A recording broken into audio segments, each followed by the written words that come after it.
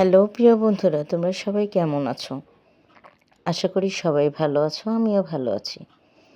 আজকে তোমাদেরকে যে গল্পটা শোনাবো, সত্যি বড় বড় নাটক, সিনেমা, চলচ্চিত্রকেও হার মানাবে। তাহলে চলো গল্প শুরু করা যাক। তার আগে বলে রাখি, আমার গল্প যদি তোমাদের ভালো লাগে অবশ্যই আমাদের চ্যানেলটি সাবস্ক্রাইব করে আমাদের পাশেই থেকো, ওকে? তো প্রিয় বন্ধুরা, আমি শহরে থাকি। ওখানে থেকে আমি লেখাপড়া করি।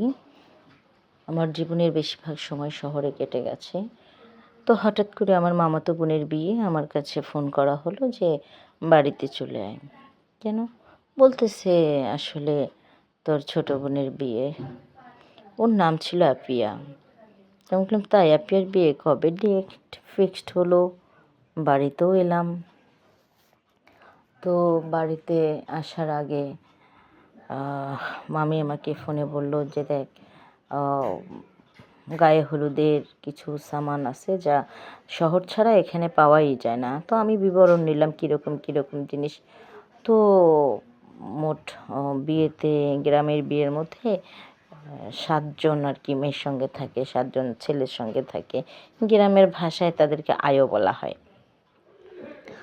তো আমি ওদের জন্য যা যা লাগবে, যে যে বিবরণগুলো মামি আমাকে দিয়েছে, আমি সব কিছু ওই মোতাবেক নিয়ে বাড়ির উদ্দেশ্যে রওনা হয়ে গেলাম। আর ফাইনালি বাড়ি পর্যন্ত পৌঁছেই গেলাম। বাড়ি পৌঁছানোর পর প্রথম দিন মেহেদি ছিল। তো আমরা সবাই মিলে মেহেন্দির দিন কমপ্লিট করলাম। মেহেন্দি শেষ হয়ে গেল। যাওয়ার পর সন্ধ্যা গড়িয়ে রাত হয়ে গেল। রাত যখন হয়ে গেল, আমরা যার যার রুমে রুমে চলে গেলাম। খাওয়া দাওয়াও শেষ। তো মোটামুটি বিয়ে বাড়ি বলে কথা, একটু তো ভিড়ভাট্টা হবেই। তো সবাই শুতে গেলেও আমি শুতে যাইনি। আমি মামির সাথে বিভিন্ন কাজে একটু হেল্প করছিলাম। তো এভাবে অনেক রাত হয়ে গেছে। তো আমি মামিকে বললাম, আপনি এবার ঘরে চলে যান মামি, আপনার রেস্টের দরকার। সকাল হতেই আবার কাজ হয়ে যাবে অনেক, যেহেতু কালকে আবার গায়ে হলুদ। তো মামিও ঘরে চলে গেল। তো মোটামুটি আমি রান্নাঘরটা গুছিয়ে ঘরের দিকেই যাচ্ছিলাম। এমন সময় বাড়ির সাথেই ঝোপ আছে, বাঁশের ঝোপ। ঝোপ থেকে কিছু আওয়াজ আসছিলাম। আচ্ছা, এই আওয়াজটা আবার কিসের দেখি তো।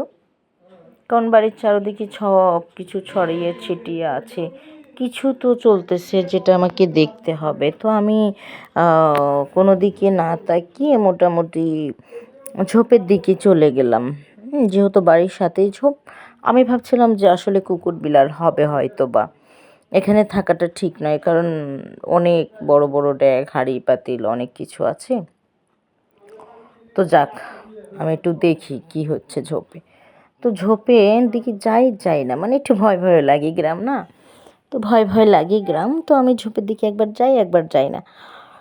তো ওখান থেকে ফেরত এসে আবার রান্নাঘরে ঢুকলাম। ঢুকে টর্চ লাইট নিলাম। টর্চ লাইটটা নিয়ে ঝোপের দিকে যাচ্ছি। মারি না, যদি কুকুর টুকুর হয় মারি না, ভাইবা আবার টর্চ লাইট নিয়ে আগাইলাম। না, কুকুর হইলে তো টর্চ লাইট মারলে চলে যাবে, তাই না? তো টর্চ লাইট মারি, তো দেখা যায় না, অনেক অন্ধকার। তো এভাবে দেখা যায় নার মধ্যেই দেখি কি, যখন লাইট মারি তখন একদম চুপ হয়ে যায়। হ্যাঁ, যে খসর ফসর শব্দ সেটা আর পাই না। তো আবার মারি, তো দেখি কি আর হয় না।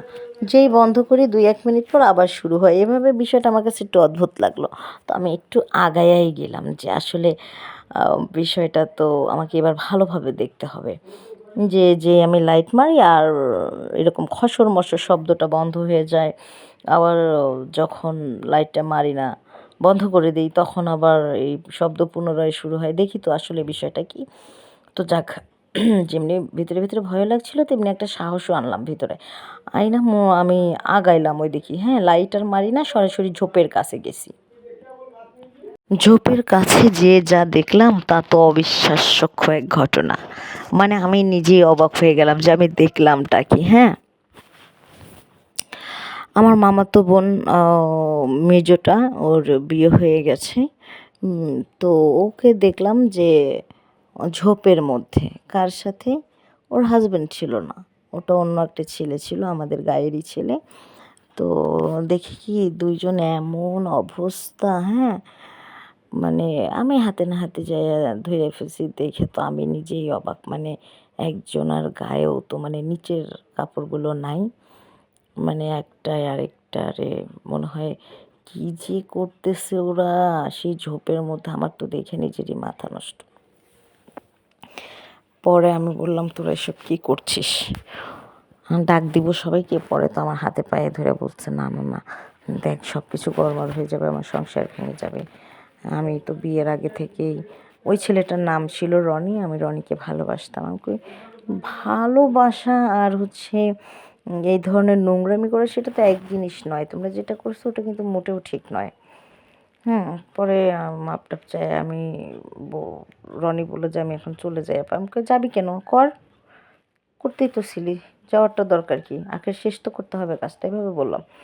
বললো আর লজ্জা দিও না। তো এই কথা বলে চলে গেল। চলে যাওয়ার পর আমি আমার মামাতো বোন মেজোটাকে নিয়ে বাড়ির দিকে আসলাম। আইসা ওকে উঠানে দাঁড়ায় দাঁড়ায় বলতেছি, দেখ তো বিয়ে হয়েছে, হাজব্যান্ড আছে, তুই যে জিনিসটা করছিস সেটাকে পরকীয়া বলে, নোংরামি বলে, ঠিক আছে? যা কোনোভাবেই কাম্য নয়, আর নোংরা জিনিস এটা তুই মোটেও ঠিক করিস নাই। এই বিষয়টা যদি আমি ছাড়া অন্য কেউ জানাজানি হতো বা দেখতো, তখন বিষয়টা কোন দিকে যাইতো একবার হিসাব করে দেখছিস তুই? হ্যাঁ, আমি হয়তো বা ছাপাবো বা কাউকে বলবো না, কারণ তুই হচ্ছিস আমাদের বাড়ির ইজ্জত, আমি এবারের ইজ্জত। আসলে আমাদের মধ্যে যেটাই হবে, আমরা না হয় সব কিছু ছাপায় নিলাম, কিন্তু তারপর একটা কথা থেকেই যায়, নিজেরও তো একটা অপরাধ বোধ থাকে। তো এটা করা কিন্তু ঠিক হয়নি।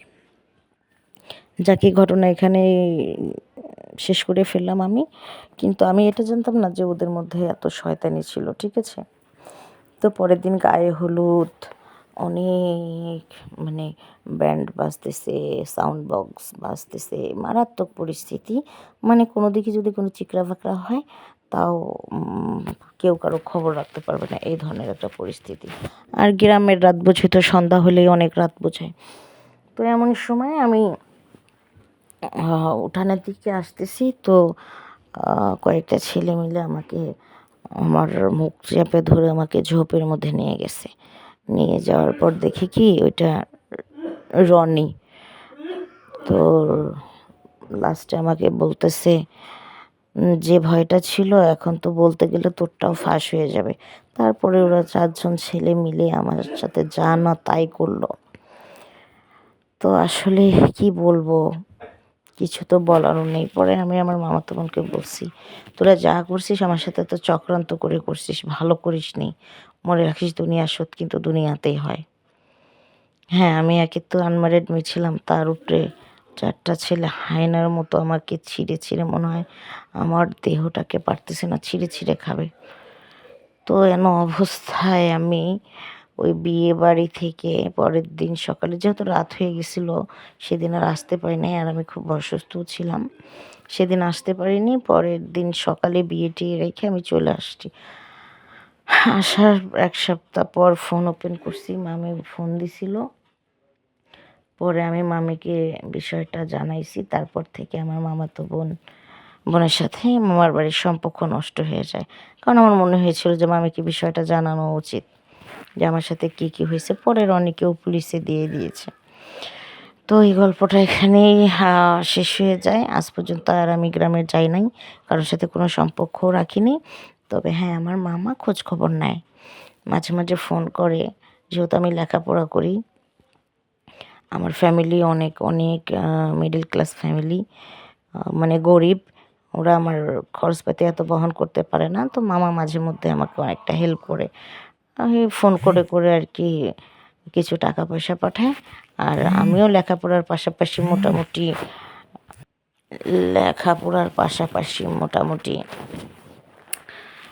টিউশনি করি। তো ওই পয়সা মিলিয়ে, সব কিছু মিলিয়ে আমার ভালোই চলছে, ভালোই আছি আমি। তো বন্ধুরা, গল্পটা তোমাদের সাথে এই জন্যই শেয়ার করলাম। আসলে কার জীবনে কী ঘটবে, কীভাবে ঘটে যাবে, কখন কী হবে, তা কারোই জানা নেই। এই জন্য সাবধানতা অত্যন্ত জরুরি। তো সবাই ভালো থেকো, সুস্থ থেকো। আজকে এই পর্যন্তই।